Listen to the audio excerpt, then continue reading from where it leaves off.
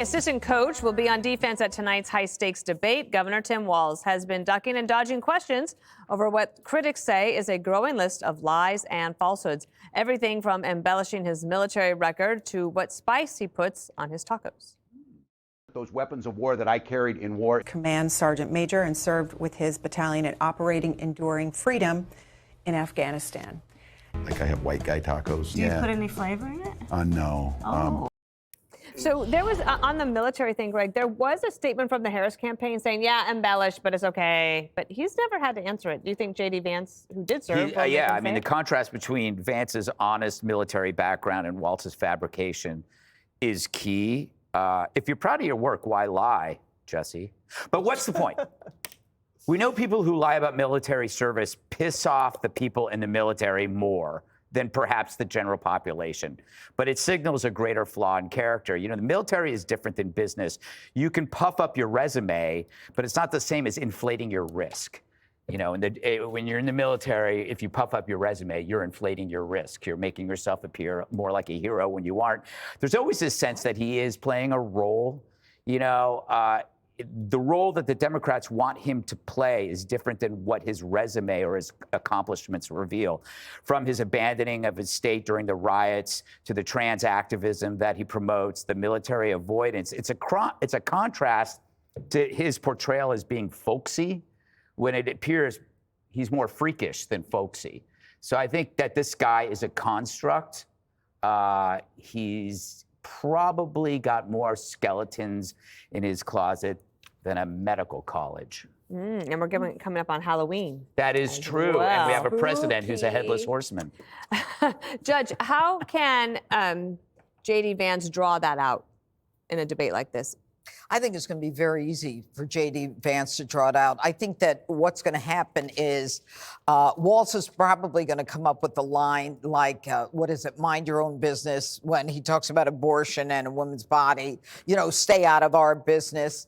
And I think at that point, I think Walz is going to have the opportunity to talk about how Vance is going to have the opportunity to talk about how Walz, you know, created a snitch line to get involved in everybody's business, shut down the schools, shut down businesses, you know, allowed Minneapolis to burn, didn't call the National Guard in. It's going to be Walz, and Jesse's right. He's got to defend himself. He's got to figure out where Kamala stands on the issues. Then he's got to cover Joe Biden.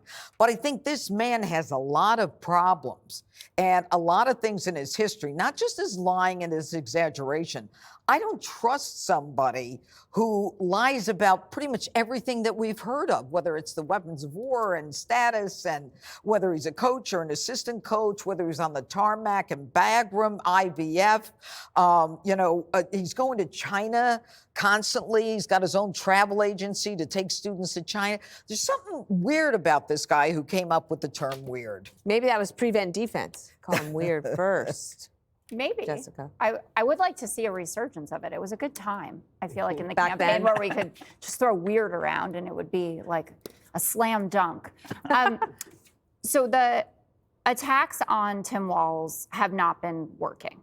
So whether it's calling him assistant coach or talking about what he retired as versus what he had before he retired in terms of his rank, not working. He has the highest favorability of anyone running. And so thus far, we have ignored big issues that J.D. Vance has. You think he's not going to get a childless cat lady comment? You're talking about how women who haven't had children don't contribute to society in the same way as women who have. He's going to have to talk about continuing to propagate this lie about Haitian immigrants who are here legally. And Donald Trump, who he will also have to defend, has lied about everything from cheating on his wives to having a health care plan. So Tim Walz is not going to be the person that is going to come off as the liar on that stage. And J.D. Vance, this is not going to be a cakewalk for him. He has said plenty, including his own reversal from thinking that Donald Trump was the worst thing that could happen to this country to now saying that he is one of our best presidents. One thing is a weird lie, Jesse, is that he talks about being in Hong Kong during the Tiananmen massacre, but he was in Nebraska. And that was supposed to be the anniversary because he wanted to remember that. So he wasn't there. I'd have to ask his wife about that. Jessica, you say that the attacks on Walz aren't working. Walz isn't working. He's done nothing for the Harris campaign.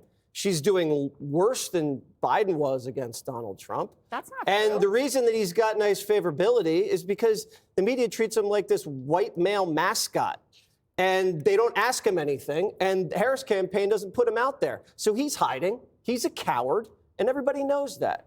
So tonight, if it's about tampons and sex changes and him going to China and the snitch line, fine. Walz wants it to be about JD said this and Trump said that. Okay. The American people are going to look at that and they're just going to be like, God help me.